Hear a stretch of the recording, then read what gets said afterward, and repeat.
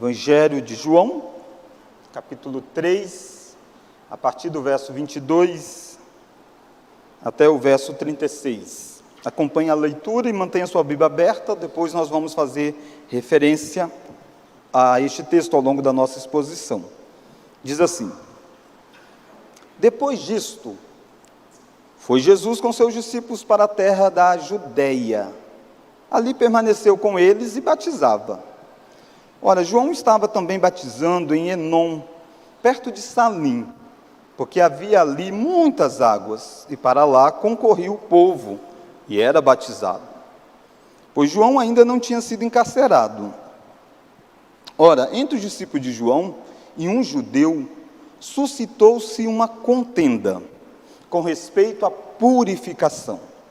E foram ter com João e lhe disseram: Mestre, aquele que estava contigo além do Jordão, do qual tens dado testemunho, está batizando, e todos lhe saem ao encontro. Respondeu João: O homem não pode receber coisa alguma se do céu não lhe for dada. Vós mesmos sois testemunhas de que eu vos disse: eu não sou o Cristo, mas fui enviado como seu precursor. O que tem a noiva é o noivo.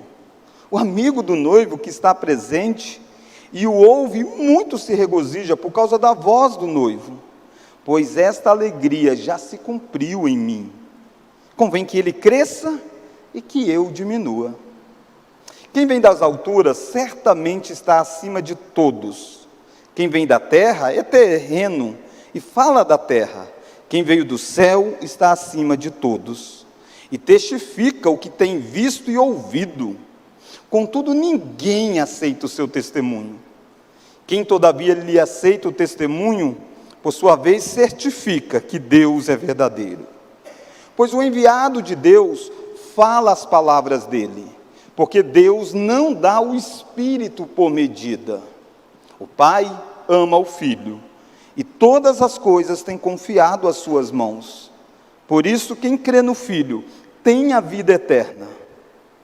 O que, todavia, se mantém rebelde contra o Filho, não verá a vida, mas sobre ele permanece a ira de Deus. Oremos. Deus, fale conosco através da Tua santa palavra. Nos dê a graça de sermos fiéis na exposição dela e trabalhe, ó Deus, no nosso coração para que nós possamos ouvir a Tua voz e, de fato, aplicar estas verdades às nossas vidas. Oramos em nome de Jesus. Amém. Irmãos, vamos repetir o verso 30? Vamos todos? Convém que ele cresça e que eu diminua. Vamos repetir novamente? Convém que ele cresça e que eu diminua. O tema do nosso sermão é que Cristo cresça e que você diminua. Ego é um dos grandes problemas nossos. A busca por reconhecimento passa dentro dos corações da humanidade e, em maior ou em menor grau, ao longo da história, tem causado inúmeros prejuízos para a vida de uma igreja, a busca pelo seu próprio nome das pessoas que estão congregando na igreja. Mas não só na igreja, isso dentro de uma família, isso num ambiente de trabalho, isso até mesmo na área esportiva. Quantos grandes times de futebol ou de basquete são formados com grandes estrelas no nosso país, principalmente o futebol é muito conhecido, e tem tudo para dar certo, mas o time não anda. E aí aos poucos você descobre pelos bastidores de que havia brigas de egos, grupos dentro do time, um jogador que não se dava com o outro, e por aí vai. A grande questão é que nós precisamos tratar com isso na nossa vida. Nós precisamos entender que nós não podemos viver em busca do nosso próprio nome ou da nossa própria glória. Porque esse foi o caminho apresentado pela serpente aos nossos primeiros pais. O desejo de buscar uma glória acima daquela pelo qual Deus nos coloca. Aqui você tem um caso desse. Você deve parar um pouquinho e pensar na sua vida, ou em tantos momentos, por exemplo, onde isso fica tão evidente. Quando você tem que homenagear alguém, ou numa cerimônia alguém é homenageado, esquecem de homenagear você.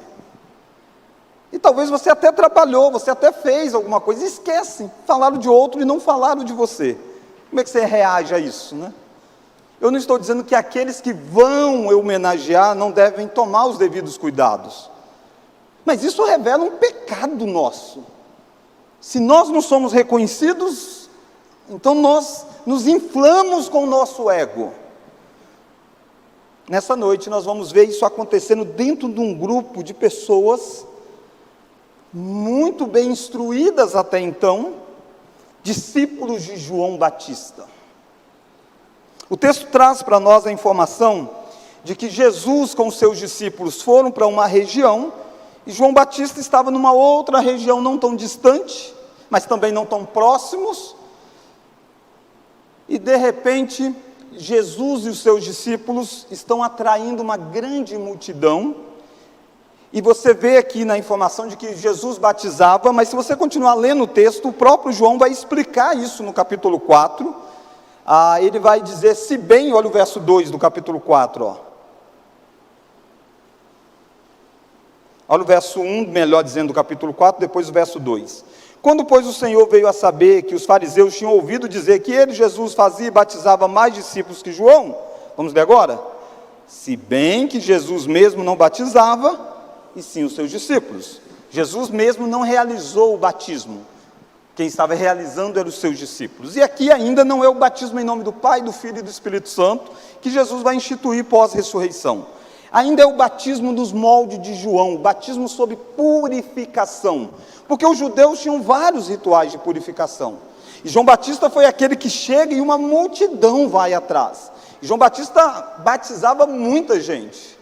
E ele anunciava, vai chegar o Messias, vai chegar o Cristo. E de repente os discípulos de Cristo estão numa região próxima, batizando pessoas. E João Batista já não tem a mesma audiência. O número de pessoas que vão até João Batista já não é mais proporcional como era no início. Muitos estavam indo em direção a Jesus e sendo batizados pelo grupo de Jesus. João Batista é um homem extremamente íntegro aqui, e ele vai ser para nós um exemplo de como nós devemos tratar com isso. Mas os seus discípulos estavam rodeados pela busca do nome, pelo nome pessoal e pelo nome do seu mestre. E às vezes nós corremos esse risco. Aliás, a história da igreja traz muitas vezes grupos religiosos que se degradearam, sendo que os seus mestres iniciais não. Mas por causa da busca de fazer perpetuar um nome, facilmente nós corremos o risco de entrarmos nestes conflitos.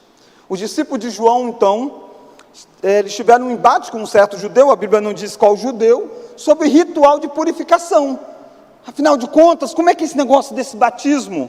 E agora que tem um outro batizando? Então eles correm até João. E olha a fala deles para João Batista. Olha lá o verso de número 5.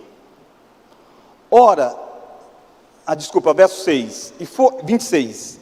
E foram ter com João e lhe disseram, vamos ler? Mestre, aquele que estava contigo, além do Jordão, do qual tens dado testemunho, está batizando, e todos lhe saem ao encontro. Isso não é uma mera informação. A construção desse texto, principalmente na língua grega, mostra um certo raiva. Eles estão dizendo, mestre. Ele está chamando João de mestre. A Jesus ele nem cita o nome. Ele diz, aquele que você testemunhou. Ele está dizendo, aquele que você colocou o holofote sobre ele. Ele era um anônimo, até o dia que você o batizou, e você começou a dizer, eis o Cordeiro de Deus, olha ele aí, é ele de quem eu me referia. É mais ou menos isso que eles estão dizendo. Aquele que você testemunhou sobre ele, está batizando. E olha a ênfase que eles dão aqui, olha a expressão, verso 26 ainda. E, vamos ler? Todos lhe saem ao encontro. Evidente que é uma hipérbole. Não é todos. Mas eles estão cheios de preocupação com o que vai acontecer com o legado de João Batista, com o que vai acontecer com a denominação, entre aspas, de João Batista, né? Quantas vezes eu e você lidamos com essa grande questão na nossa vida? E esse é o meu primeiro ponto.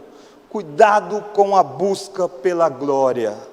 Cuidado com o seu ego. As pessoas em derredor vão inclusive tentar estimular alguns conflitos, mostrando ou dizendo para você: está vendo aquele? Olha o que ele está fazendo, olha quantos ouvem ele. E nós precisamos tomar muito cuidado com isso, porque o ego desenfreado pode ser a maior ameaça à saúde da igreja. Quem disse isso foi um estudioso. Ele disse que o ego desenfreado pode ser a maior ameaça à saúde da igreja. Veja lá na Torre de Babel, o que os homens fizeram pensando no nome pessoal. Eles construíram para si uma torre, para que o nome deles se tornasse célebre. Nós somos o tempo todo tentados com esta busca pela glória. Cuidado com isso. Como João Batista reage a isso? Como que João Batista não cai nisso? Tendo consciência de que há chamados diferentes. Como que você lida com a inveja, quando alguém avança, progride mais do que você? Às vezes em áreas muito semelhantes a que você está. Tendo consciência de que há chamados diferentes. Veja a resposta de João para eles. Eles acharam que ia insuflar em João uma briga com Cristo. E João não. Olha lá a resposta de João. Verso 27. Respondeu João, vamos ler? O homem não pode receber coisa alguma, se do céu não lhe for dada. Ele está dizendo, o homem não recebe nada, se do alto não for dado. O que ele está dizendo? Ele está dizendo que todas as coisas vêm do alto. É Deus quem chama pessoas, é Deus quem comissiona pessoas, é Deus quem faz o sucesso de uma pessoa. Ninguém recebeu nada se do alto não fosse dado. Consciência de que há chamados diferentes. E João vai dizer isso claramente, ele vai dizer, vocês sabem do que eu dizia. João está dizendo, por que vocês estão estranhando? Vocês sois testemunhas que eu disse que eu não era o Cristo. Eu não era o Cristo. E as pessoas agora que estão vendo o Cristo, estão indo em busca do Cristo. Consciência de que quem era João, quem era Jesus.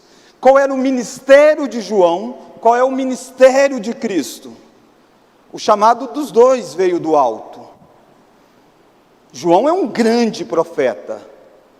João é chamado dos que nascido de mulheres, ninguém é semelhante a João. João é o último profeta da história de uma sucessão de profetas do Antigo Testamento. Alguém que as pessoas chegaram a dizer, tu és o Cristo, tamanho o impacto da vida de João. Mas assim como ele subiu rápido na sua popularidade, ele está caindo na sua popularidade. E mais, o texto faz questão de dizer, ele ainda não tinha sido encarcerado. Porque o final da história dele é encarceramento, é prisão, é morte. E João está vivendo exatamente esse momento da história. E João tem consciência do chamado que ele tem. Ele é a voz que clama no deserto. Ele é aquele que prepara o caminho, ele é o precursor. Mas Cristo é a realização das suas promessas. Cristo é a realização das suas profecias. Consciência de que há chamados diferentes fazem com que eu e você tratemos com o nosso ego. Ninguém tem nada senão que não recebeu do alto. Dons, talentos, habilidades. E se ele está sobressaindo, o seu ego não deve ficar chateado, você não deve ficar lamentando, criticando, entristecido porque o outro está sobressaindo. Você deve ter convicção de que para que você foi chamado? Para que o outro foi chamado? Se Deus o chamou para isso, glória a Deus! E nós temos muitas dificuldades com isso. Até mesmo fazemos a igreja um lugar de egos. Quantas vezes nós estamos mais preocupados assim, e a outra igreja? Como é que foi? Ela cresceu? Como é que foi o evento dela? Nossa, estou sabendo que a igreja lá está batizando mais do que os daqui, ou vice-versa.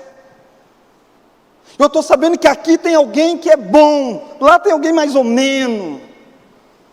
A gente está esquecendo que ninguém recebeu de si próprio, ninguém tem de si próprio. Deus chamou pessoas diferentes, com dons diferentes, para missões diferentes. E quando nós entendemos isso, nosso coração é pacificado. Porque nós começamos a olhar para como eu tenho exercido o meu ministério, o meu chamado. Paulo diz, conquanto que eu complete a carreira que eu recebi, está tudo certo. Paulo plantou, Apolo regou, e o crescimento vem de Deus. Dentro do grupo dos apóstolos, você tem uma diversidade enorme de ministério, de ênfase. Talvez se fôssemos nós diríamos, poxa, Paulo chegou bem depois. Paulo só chegou a esse grupo depois da morte e ressurreição de Jesus. E ele é quem tem 13 cartas escritas. Ele é quem é o apóstolo dos gentios? Não! É porque nós somos focados no nosso eu. Você sabe que a partir do livro de Atos, basicamente nós temos informações de 2 apóstolos apenas, de Pedro e de Paulo. Não que não temos algumas coisinhas dos outros, mas a ênfase ministerial é Pedro e Paulo. Mas Pedro não tem nada que ele não tenha recebido. Paulo não tem nada que não tenha recebido. E Paulo chegou a dizer isso, Pedro foi comissionado para os judeus, e eu fui comissionado para os gentios. E assim a igreja avançou. Mas como você lida quando outros se sobressaem? Você tem consciência que Deus é quem deu a ele aquilo que ele tem? Como você relaciona quando você vê pessoas diferentes alcançando estágios diferentes da vida? Você corre como os discípulos de João e dizendo, olha, ele está recebendo muitos. Parece injusto, você anunciou dele, você apresentou ele. Irmãos, igreja quando vai ganhando muitos anos de história, corre um sério risco. Quando pessoas novas entram na igreja. E aí diz, não, mas o ministério aqui, não, o grupo, a gente está aqui há quantos anos? Quantos anos nós fazemos isso aqui? Por que agora alguém vai entrar e fazer esse serviço que eu faço há tanto tempo? A gente esquece dessa diversidade que Deus tem. As grandes brigas por preeminência consistem na dificuldade de reconhecer que há missão e chamados diferentes. Olha como que João tem o coração pacificado com aquilo que Deus faz. Olha o verso 29.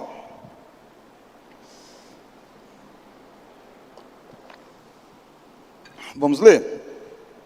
O que tem a noiva é o noivo. O amigo do noivo que está presente e o ouve, muito se regozija por causa da voz do noivo, pois esta alegria se cumpriu em mim. Eu já falei isso outras vezes, de como era o casamento judaico, e a ênfase estava na pessoa do noivo, mais do que na pessoa da noiva. O último a chegar na festa era o noivo, e não a noiva. E a celebração aguardava a chegada do noivo. Mas o noivo tinha um grande amigo, que deveria coordenar tudo. Ele tinha informações sobre o noivo.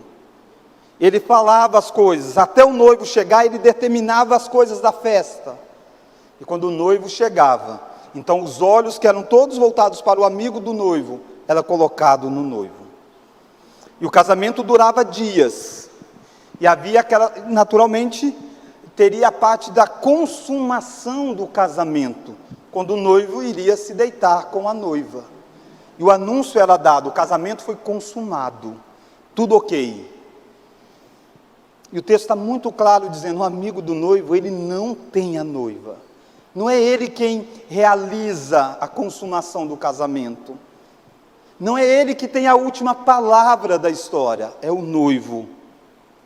E João está usando esta metáfora para dizer, eu sou o amigo do noivo. Por isso estive em evidência, mas o noivo chegou e o meu ministério está chegando ao fim. Ele vai terminar numa prisão, como eu já disse. Olha o verso 29. Finalzinho do verso 29. Após ilustrar com essa consciência, pois esta alegria já se cumpriu em mim. A alegria de que o noivo chegou. A notícia de que Jesus e os seus discípulos batizavam muitos, era mais uma confirmação de grande alegria para João Batista. Nós estamos vendo o seguinte tema, que Cristo cresça e que você diminua. Isso só acontecerá se você tomar cuidar, melhor dizendo, da busca pela própria glória. Cuidado com o ego. Nós todos precisamos cuidar disso. Como que nós fazemos isso? Tendo consciência de que há chamados diferentes. E você vai se alegrar em não realizar o chamado do outro, mas em realizar o seu. João está dizendo, a alegria se cumpriu em mim, quando o noivo chegou. Então convém que ele cresça e que eu diminua. Osborne é um estudioso do Novo Testamento, faleceu recentemente.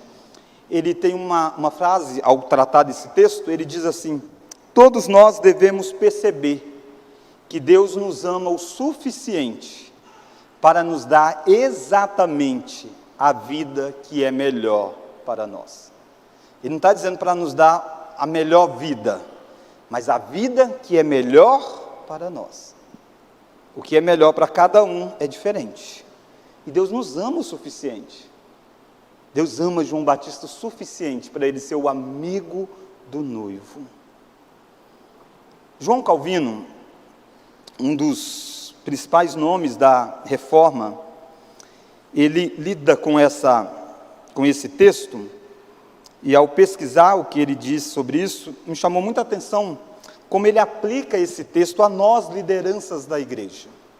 Ele diz assim, Cristo não chama seus ministros para o ofício docente, a fim de que, conquistando a igreja, reivindique um domínio sobre ela, mas para que ele faça uso de seus labores fiéis, associando-os consigo.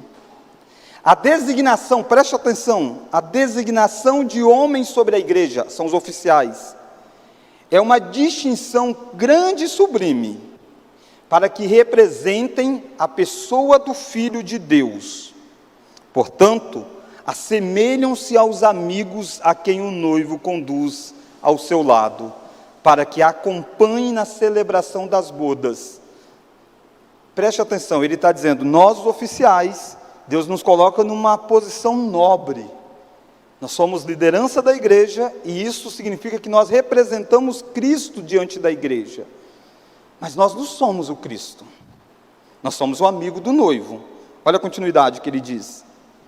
Mas devemos atentar bem para esta distinção, a saber, que os ministros, sendo cônscios de sua posição, não se apropriem do que pertence exclusivamente ao noivo. A suma equivale a isto, que toda a eminência que os mestres porventura possuam entre si, não deve impedir a Cristo de ser o único a governar a sua igreja, nem governá-la exclusivamente por meio de sua palavra. O que ele está dizendo é que Cristo governa a igreja. Ele coloca oficiais para fazer isso, mas os oficiais não são os donos da noiva. Eles não são o noivo. E eles não devem ser um empecilho para que Cristo governe a sua igreja exclusivamente por sua palavra.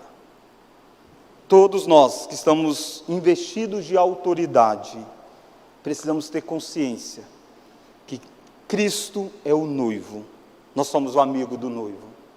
e Ele governa a igreja pela sua própria palavra.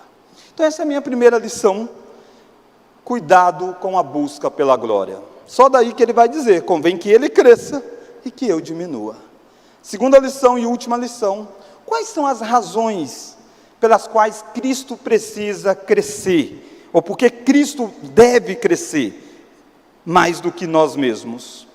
A partir do verso 31 de João até o verso 36, os estudiosos não conseguem chegar a um consenso se o que nós temos aqui é João falando, João Batista falando, ele continuando o seu discurso: convém que ele cresça e que eu diminua, e aí ele continua falando: quem vem da altura certamente é maior. Ou se isso aqui é um comentário de João, o apóstolo, tendo contado a história, então ele vem e diz: afinal de contas, quem vem da altura, não tem como a gente bater martelo. Há bons estudiosos de cada uma dessas duas linhas apresentadas. E para nós aqui não muda muito se é João Batista dizendo ou se é o apóstolo João dizendo. As razões são apresentadas. E quais são elas? Algumas, naturalmente. Ele não está sendo exaustivo, ele tem o livro todo para falar de coisas sobre Deus. A primeira razão apresentada é que Jesus veio do alto. Olha a origem de Jesus. Verso 31, vamos ler? Quem vem das alturas certamente está acima de todos. Só até aí. Quem vem das alturas está acima de todos. Não tem João Batista, o maior dentre os nascidos de mulher? Não tem o Nicodemos, mestre dentre os fariseus? Quem vem de cima é maior que todos. E o único que veio de cima é o próprio Jesus. Ele é o único que se encarnou. Todos os demais nasceram de forma natural. E o fato dele vir de cima dá a ele algumas condições essenciais presentes aqui no verso 31. Olha o que ele fala. Quem vem da terra é terreno e fala da terra. Vamos ler agora? Quem veio do céu está acima de todos e testifica o que tem visto e ouvido. Só um minuto. Ele está dizendo que o Filho veio, e os que eram da terra falavam daquilo que Deus anunciava a eles, e eles falavam da terra. Os profetas recebiam a voz, ouviam a voz do Senhor, mas eles são da terra, e a voz de Deus tinha que chegar até eles. Esse que veio do céu é maior do que todos os profetas, porque ele fala daquilo que ele viu e ouviu dentro da própria Trindade. Ele é Deus, Pai, Filho e Espírito Santo. Ele fala do alto estando na terra. É disso que João está dizendo. Razões pelas quais Cristo precisa de fato ser maior do que nós. Ele é o único que veio do alto. E lembra que os discípulos de João disseram assim: aquele que você testemunhou está batizando. E eles usaram a expressão assim, e todos vão com ele. Olha João contrastando isso. Olha o capítulo 32. E testifica o que tem visto e ouvido. Vamos ler agora? Contudo, ninguém aceita o testemunho. Ele está dizendo: gente, é ninguém. Tanto ninguém quanto todos são exageros. Exageros para mais ou para menos, né? Os discípulos de João estão dizendo: todo mundo está sendo batizado por ele, todo mundo quer ser batizado só por Jesus, não quer mais ser batizado por João. João Batista está dizendo: ninguém de fato está ouvindo o que ele está falando.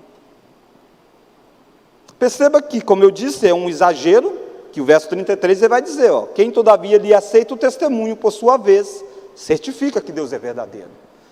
Tem gente que está aceitando, mas a proporção é como se ninguém estivesse ouvindo. Ele é bem maior do que os olhos podem ver. Razões pelas quais Cristo precisa ser engrandecido é que ele veio do alto. Ele é quem tem o Espírito sem medida. Olha o verso 34. Pois o enviado de Deus, ele está falando de Jesus, tá? Fala as palavras dele, de Deus, do Pai. Vamos ler agora? Porque Deus não dá o Espírito por medida. Irmãos, Deus tinha dado o Espírito várias vezes em grandes personagens do Antigo Testamento, que na verdade se tornaram grandes por causa da porção do Espírito que havia sobre eles. Davi foi ungido, derruba um Golias, como nós vimos hoje pela manhã. Os profetas são ungidos pelo Espírito e anunciam. Mas todos eles receberam porções do Espírito. Jesus recebeu o Espírito sem medida. A totalidade, afinal de contas, Jesus é Deus. João Batista está dizendo, ninguém tem dons como Jesus tem. Ninguém tem habilitações espirituais como Jesus tem.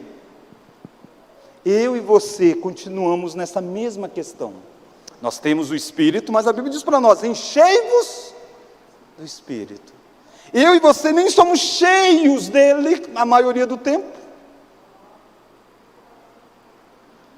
Imagina ter a plenitude dele. Jesus teve. Não tem como João querer a glória. Não tem como você querer glória.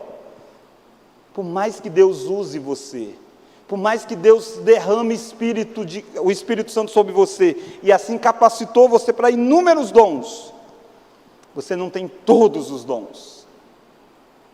Jesus teve todos. Olha mais, Jesus é superior, porque Ele é quem tem o Espírito sem medida, e foi a Ele que o Pai tudo confiou. Olha a continuidade, verso 35. O Pai ama o Filho, vamos ler agora? E todas as coisas tem confiado às suas mãos. Nós vemos no Salmo, o salmista no Salmo 3, descrevendo uma conversa entre o filho e o pai. E o pai dizendo, pede-me e eu te darei as nações por herança. Ele a regerá com cetros de ferro. Tudo o pai comissionou ao filho. Tudo o pai confiou ao filho. Se Deus confiou a João Batista a missão de ser o precursor ao filho, ele confiou tudo. Ele confiou a missão de esmagar a cabeça da serpente.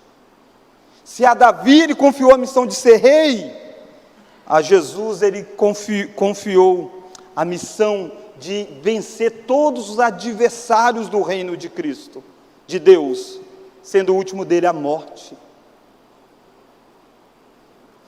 Eu e você precisamos lembrar que na Trindade eterna, Pai confiou ao Filho uma missão, que consistia em ser o rei e governador de todas as coisas, e colocou todas as coisas debaixo dos pés do Filho.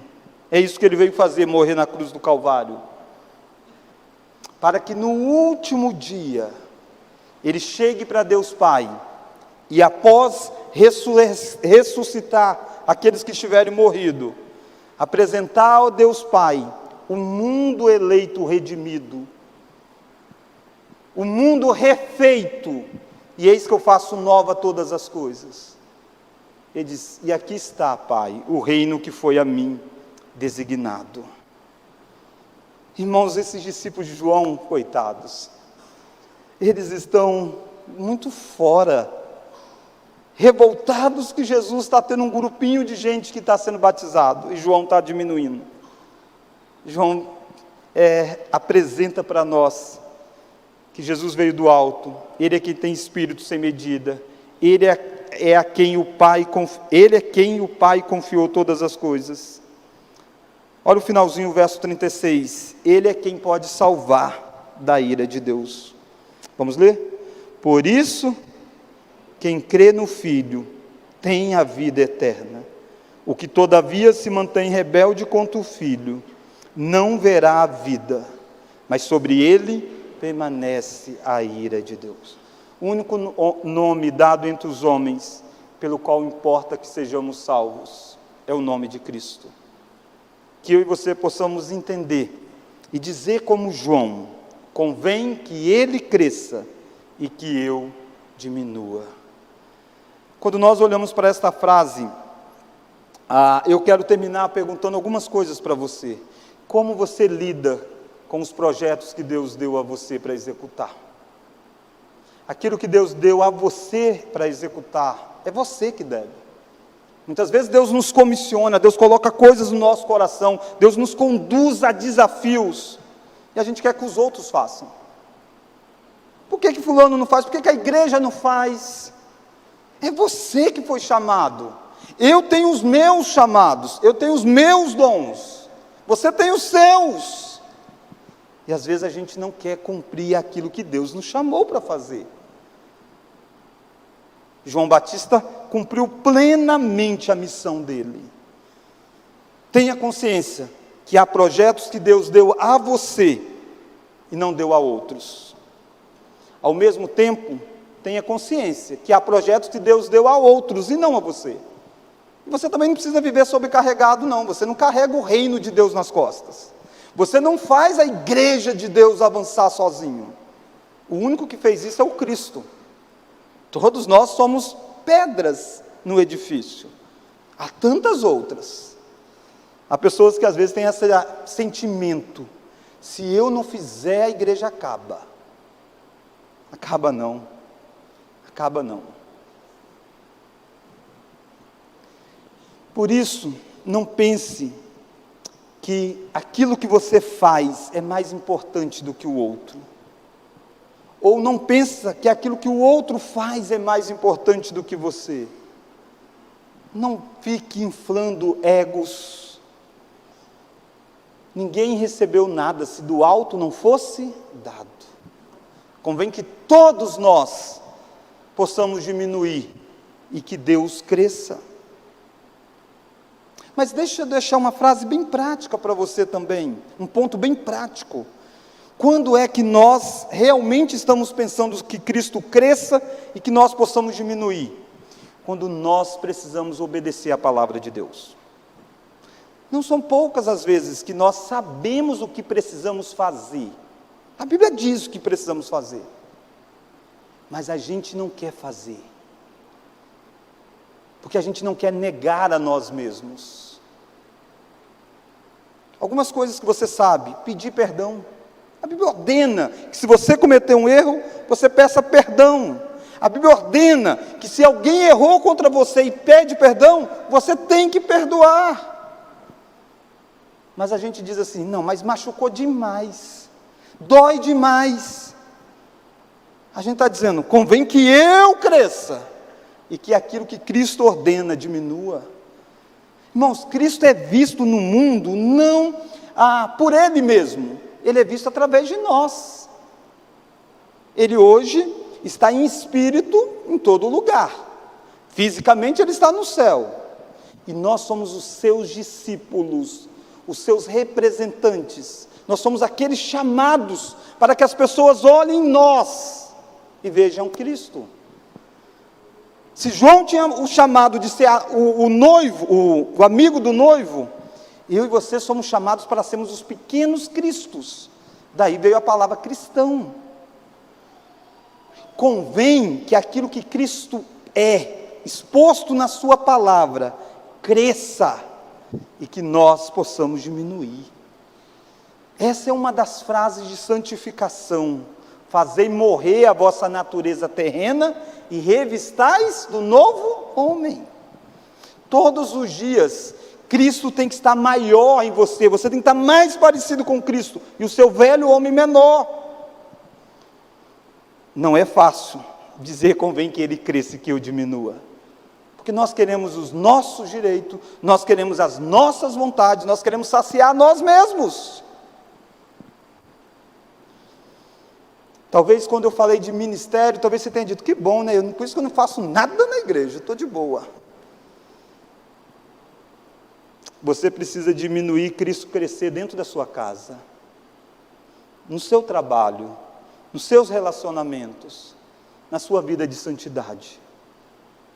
Se você não progride em santidade, é porque você está crescendo e Cristo está diminuindo em você. O que é que você precisa fazer que dói, que machuca, que vai contra você, mas é o que Cristo quer que seja feito. Pense nisso, reflita sobre isso.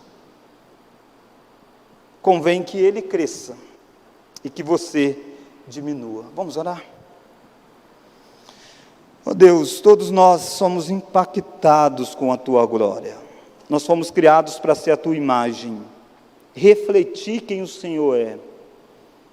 Mas desde a picada da serpente, nós temos muitas vezes parecidos com a serpente em vez do Teu Filho. Por isso, ó Deus, nós temos ficado muito parecidos com Adão, mais do que com o segundo Adão, que é o Teu Filho. Porque, ó Deus, o ego fala sempre mais alto. A nossa vontade tem que prevalecer muitas vezes. E por isso nós machucamos pessoas, nós machucamos familiares, e nós viramos as costas, conscientes do que o Senhor exige, porque simplesmente nós não queremos diminuir a nossa carne, o nosso eu. Deus, gere em nós um quebrantamento verdadeiro, gere em nós, ó Deus, um senso de urgência em tratar com o orgulho que nós carregamos, para que nós possamos ser mansos e humildes como o Teu Filho é, para que nós sejamos parecidos com Jesus. Obrigado, ó Deus, porque o Senhor conhece quem nós somos, o Senhor sabe os dons que o Senhor nos deu, e o Senhor não cobra de nós além daquilo que o Senhor nos habilitou a fazer. Por isso, faça que o nosso coração, muitas vezes, ativos demais, sossegue na pessoa do Teu Filho, que é quem faz as coisas. Desperte aqueles que, porventura, são muitas vezes acomodados com os dons que o Senhor deu. E livre, ó Deus, nós de buscarmos a nossa própria glória. Livre, ó Deus, a terceira igreja de querer ser conhecida como a terceira igreja, mas sim que Cristo possa ser conhecido através da terceira igreja. Obrigado pelas lideranças que o Senhor tem colocado sobre nós, ó Deus. Pessoas que estão compromissadas com o noivo e sabem que é o noivo que é dono da igreja. Obrigado porque nós sentimos o Senhor governar a Tua igreja através da Tua palavra. Oramos no nome de Jesus, aquele que veio do alto, aquele que tem o Espírito sem medida, aquele que o Senhor a tudo confiou, e é porque o Senhor confiou a Ele nós temos certeza que nós nos tornaremos uma noiva bela no final da história. Obrigado porque ao Teu Filho o Senhor confiou da vida eterna, e o Senhor gerou em nós a crença nele. Nós oramos, dependemos do Teu Santo Espírito, e aguardamos o dia final, quando o nosso eu estará definitivamente morto, e o Cristo estará dentro, ressuscitado definitivamente em nós. Oramos nessa expectativa, no nome de Jesus. Amém.